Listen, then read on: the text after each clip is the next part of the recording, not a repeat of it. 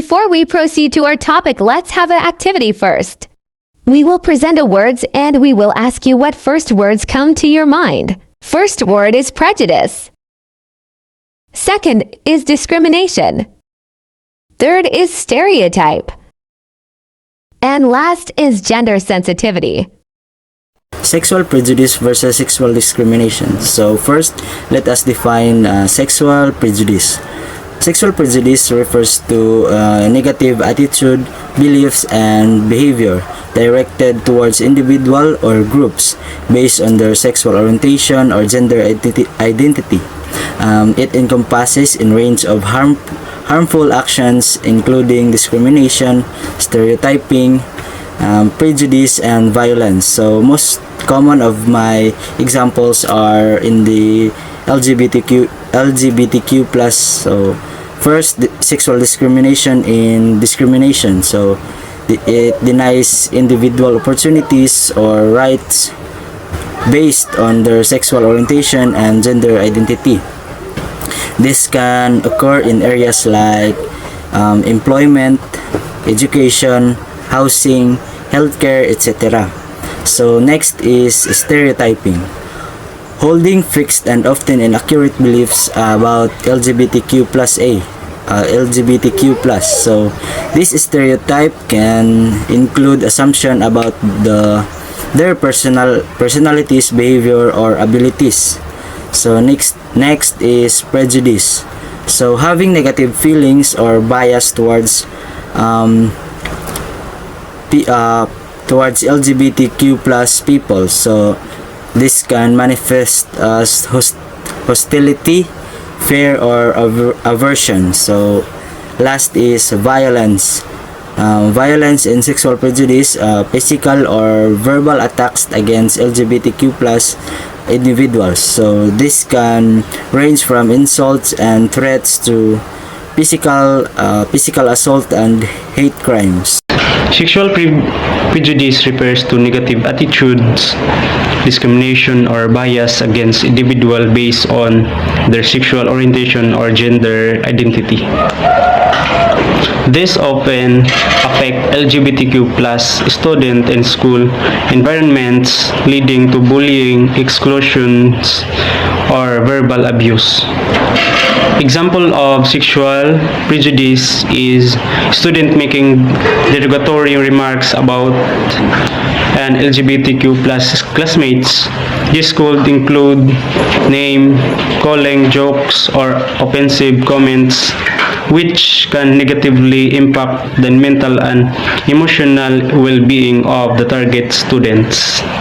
Example of sexual prejudice: teachers unknowingly using heteronormative language, or examples: exclusion of LGBTQ plus topics in curriculum, bullying and harassment targeting students based on their sexual orientation or gender identity.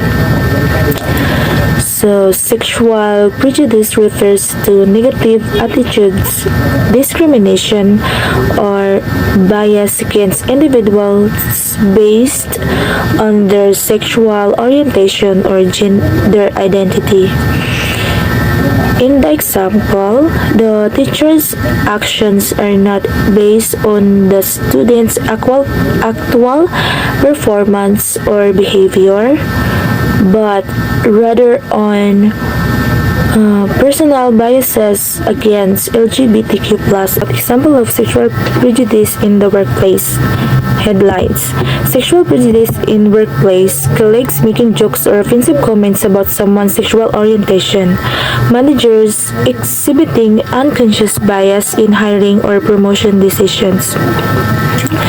For example, a highly qualified female employee applies for a promotion to a managerial position despite her excellent performance reviews and leadership skills.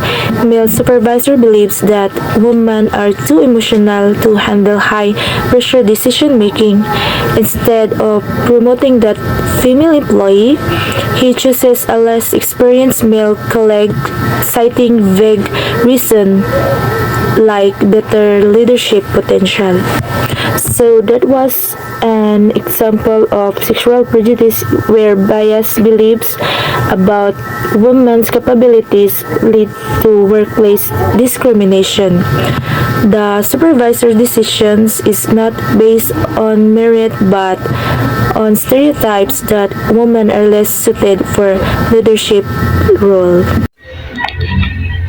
Example of sexual paradise, unsafe and unwelcome in the serious issue that need to be addressed here.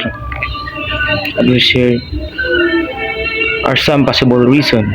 Example, discrimination and harassment, lack of policy of source, and lack of representation of the LGBTQ leaders, and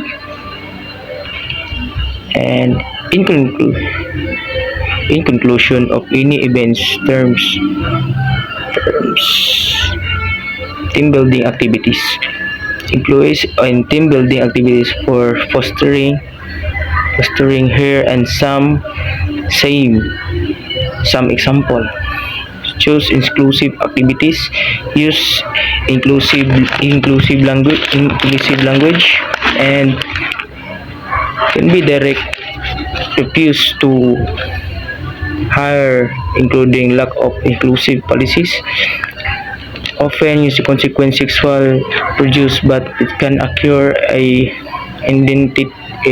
indefinitely.